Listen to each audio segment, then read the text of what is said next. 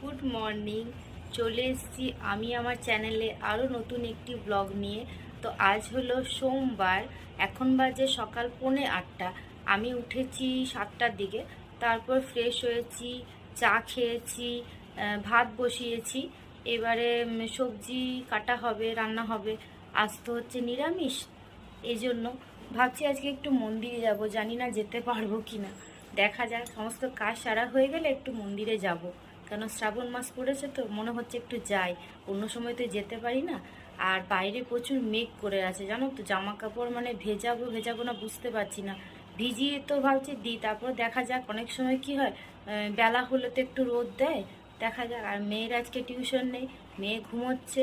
এইবারে ডাকবো মেয়েকে, স্কুল আছে। ওরা দুজনে স্কুলে যাবে, ওর বাবাও যাবে, মেয়েও যাবে। দেখি আবার টিফিনে কি হয়। তো চলো সঙ্গে থাকো। তোমাদেরকে বললাম যে মেঘ করেছে, এদিকে রান্না করতে করতে দেখি তার 5-10 মিনিট পরে জোর বৃষ্টি নেমেছে আর কি। দেখো কেমন বৃষ্টি পড়ছে। এবার এই বৃষ্টি দেখে ভাববো যে মেয়েকে স্কুলে পাঠাবো না, আবার হয়তো একটু পরে দেখবো রোদ দিচ্ছে, তখন মনে হবে পাঠালেই ভালো হতো হয়তো। এখন বেজে গেছে 11টা 10। মেয়ে ওর বাবার সাথে স্কুলে চলে গেছে। ওরা জানো যখন বেরোলো না, সেই মুহূর্তে বৃষ্টিটা মানে অল্প পড়ছিল, রাস্তায় মনে হয় বৃষ্টি পেয়েছে। চিন্তা হচ্ছে মেয়েটার জন্য। ব্যাগে রেনকোট ছাতা যদিও রয়েছে, কিন্তু ও তো বাবার পেছনে বসে থেকে ছাতা রেনকোট তো বের করতে পারবে না, না এটাই সমস্যা জানো। এখান থেকে যখন বেরোলো অল্প পড়ছিল, আমি মাথায় একটা তোয়ালে দিয়ে দিলাম, ও তোয়ালেটা নিয়ে যা। আর ছাতা তো ধরতেও পারবে না সেরকমভাবে, যদিও ব্যাগে আছে। কি জানি ভিজলো নাকি চিন্তা হচ্ছে, কারণ মেয়েটা এমনিতেই না ঠান্ডা লেগে আছে। আর ওর তো এমনি ঠান্ডা লাগার ধার, একটুতেই ঠান্ডা লেগে যায়। খুব সাবধানে রাখতে হয় জানো। মানে একটু বৃষ্টি হলে একটু গরম জলে চান করাই, তাছাড়া তো খুব ঠান্ডা লাগার ধার। তো আমি এবার চান টান করে রেডি হয়ে গেছি, আমার সমস্ত কাজকর্ম হয়ে গেছে। আর মন্দিরে যাচ্ছি পুজো দিতে। আর বাইরে প্রচুর বৃষ্টি হচ্ছে, মানে এই এখন প্রচুর জোরে বৃষ্টি হচ্ছে। আমি কি করে যাব বুঝতে পারছি না। তার মধ্যে ছেলেকে ধরতে হবে, ছেলেকে মায়ের বাড়িতে রাখবো, তারপর আমি ওখান থেকে মন্দিরে যাব। ওকে নিয়ে গেলে তো আর পুজো করতে পারবো না। মানে জিনিস ধরবো পুজোর, না ওকে ধরবো, ও তো এটা টানবে ওটা টানবে। এই জন্য দেখি মায়ের কাছে ওকে রেখে পুজো দিতে যাব, তারপর পুজো দিয়ে এসে মায়ের বাড়িতে ওকে স্নান করে দেবো আজকে।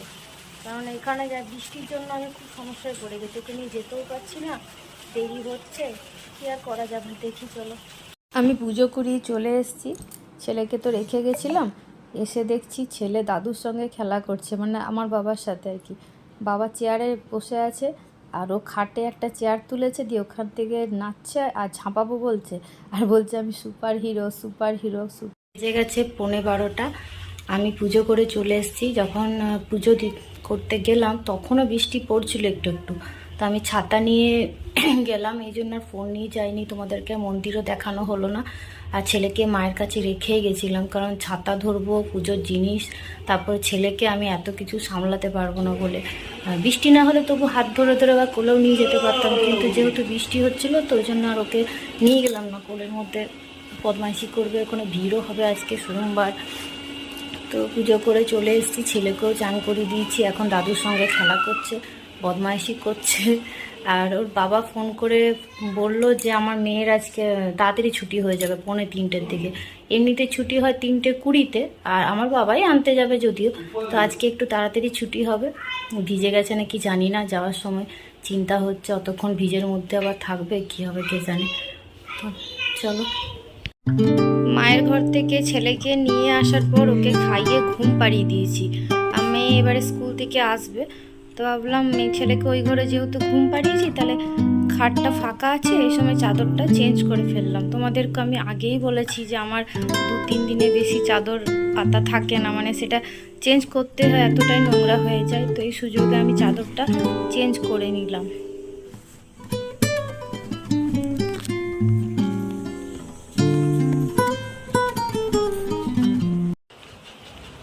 এই দেখো, মেয়ের এগুলো না নাচের গয়না, জানো তো।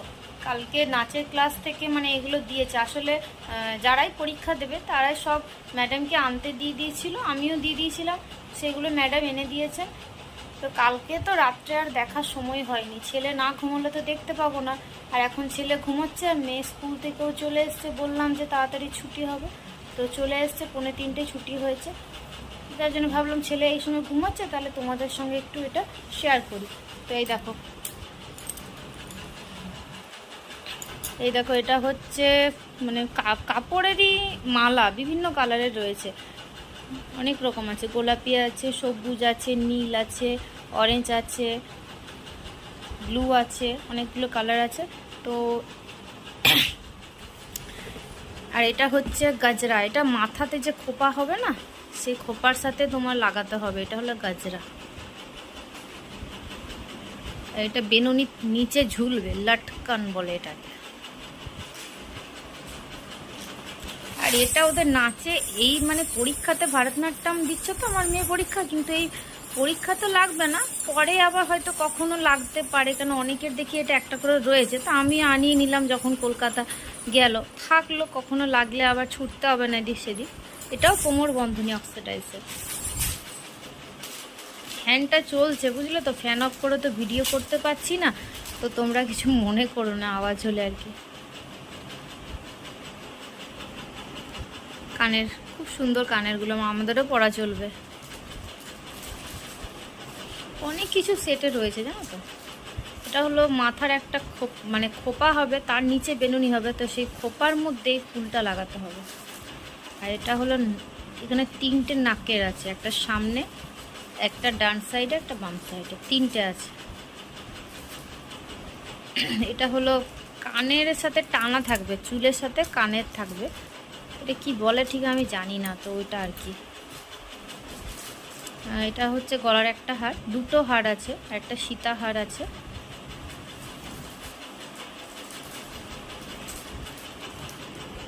এটা হচ্ছে মাথার টায়রা, তার সাথে দেখো চাঁদ সূর্য দুদিকে দুটো আছে, এগুলো মাথাতে দিতে হবে।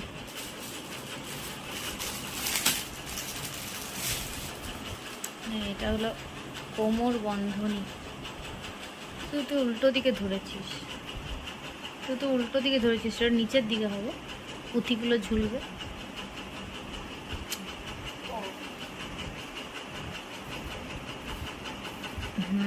খুব সুন্দর এটা। এটা হচ্ছে আরেকটা হার, 2টো হার থাকবে গলাতে, একটা আগে দেখালো, এই একটা বড় হার। আর এটা হচ্ছে হাতে থাকবে, হাতে এগুলো 2 হাতে 2টো থাকবে। তারপর তো তোমার এবার ড্রেস আছে। এখন বাজে সন্ধে 7টা, আমার সন্ধে দেওয়া হয়ে গেছে, বাইরে পুরো অন্ধকার। ছেলেকে নিয়ে বাবা একটু বেরিয়েছে ঘুরতে, একবার না বেরোলে তো ওর ভালো লাগে না, আর বৃষ্টির জন্য তো প্রতিদিন বেরোতেও পারে না। আর আমাদের বেরোনো মানে কি, ছেলে মেয়ে সবাই একসাথে গেলে কি হবে, মেয়ের পড়াটা নষ্ট হবে। তাই বললাম তুমি তাহলে ওকে ঘুরিয়ে নিয়ে এসো, আর মেয়ে পড়তে বসেছে বাড়িতে। আর আমি ছোলার ডাল ভিজিয়ে রেখেছি, রুটি হবে, ছোলার ডাল, মিষ্টি। আজকে যেহেতু নিরামিষ, এই রাতের আমাদের ডিনার। এই দেখো আমি কাচের চুড়ি পরেছি, কাচের চুড়ি না আমি অনেক দিন পর পরলাম, বিয়ের আগে লাস্ট কবে পরেছি আমার মনে নেই। বিয়ের আগেও খুব একটা পরতাম না, ছোটবেলায় হয়তো পরেছি। তারপর আজকে ভাইয়ের বউ মন্দিরে গেছিল পুজো দিতে, ওখানে দেখছে যে সবাই কাচের চুড়ি পরছে, সবুজ রঙের নাকি পরতে হয়, তো নিয়ে এসে জোর করে বলছে দিদি পরো, পরিয়ে দিয়েছে। জানি না হাতে কতক্ষণ টিকবে, এই কাজের হাত তো কি জানি, থাকবে যদিন থাকবে। এখন বেজে গেছে 11টা, আমাদের খাওয়া দাওয়া হয়ে গেছে, বাসন মাজা, গ্যাস মোছা সবই হয়ে গেছে।